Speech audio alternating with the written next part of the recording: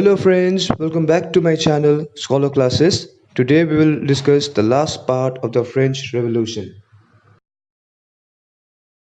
Women also played an important role during the French Revolution. They were the active participants from the very beginning. So now let's discuss the daily life of women during the French Revolution.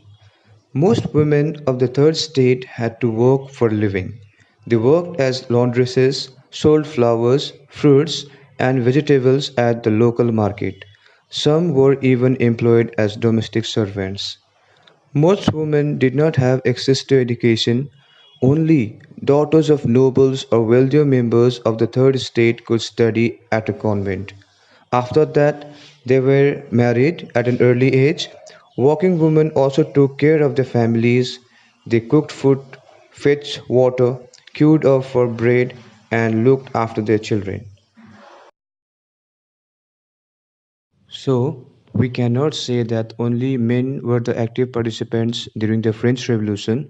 Women, too, in their own ways, had participated during the French Revolution, either indirectly or directly. So, the role of women during the French Revolution is also of utmost importance. Women at that time were one of the integral part of the society during the French Revolution.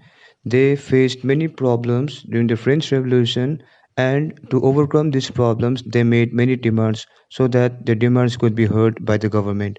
So, the first problem was they were married off at an early age.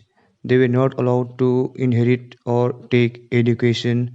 They were paid very low wages compared to that of men. That means there was inequality, and all the household works were done by women. That means to take care of the family members, to take care of the children, to cook food, to work to earn money, etc. etc.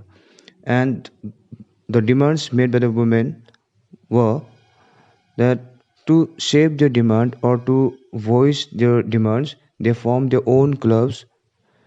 One such club was the Society of Revolutionary and Republican Women. Their main demand was that they should enjoy the same political rights as men. By political rights, we mean that they should also have right to vote, right to hold public offices, and right to hold assemblies and all. So if you compare the French Revolution with the Indian Revolution, and if you compare the condition of women during that time with the Indian situation, we almost have the same similarities. Like in India also, the women were only treated as objects. They did not have any kind of rights to go to school or to have public offices or right to vote and all. It was only in after 1960s that the women in India also got the voting rights, and same was the case with the French Revolution, which was mainly conducted by the women in their local areas.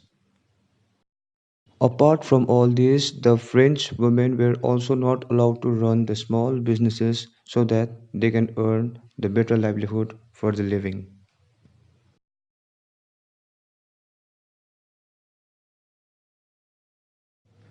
The revolutionary government did introduce some measures for the women, such as compulsory schooling for all the girls, no marriage without the consent of the girls. Women now can also apply for divorce, and divorce was applicable for both women and men. And women can train themselves for jobs or run small businesses. So these are all the reforms made by the revolutionary government during the French Revolution. Finally, all their struggles and the love for the motherland did not go in vain, and the voting rights were granted to all the French women in 1946. Now, let's focus our attention on how slavery was abolished from France. During the French Revolution, the colonies in the Caribbean, that is, the Martinique, the Guadeloupe, and Saint Domingo, were important suppliers of commodities such as tobacco, sugar, and coffee. And to meet all these demands, they need laborers. The shortage of labor on the plantations was made by a triangular slave trade between Europe, Africa, and the Americas. The slave trade mainly began in the 17th century and the slaves were brought mainly from Africa. When the slave trade began in the 17th century, the National Assembly wanted to abolish the slave trade, but it did not pass any such laws, fearing the opposition from the businessmen whose incomes mainly depended on slave trade. Finally, in 1794, the convention freed all the slaves, but after 10 years, Napoleon again introduced slavery. It was in 1848 that slavery was abolished from all the French colonies, and that was the end of slavery. The French Revolution gave birth to three ideologies, that is, the liberty, equality, and fraternity. With the help from these ideologies, many countries were successful in gaining the independence from the colonial rule. So, friends, with that said, I hope you have enjoyed the lesson.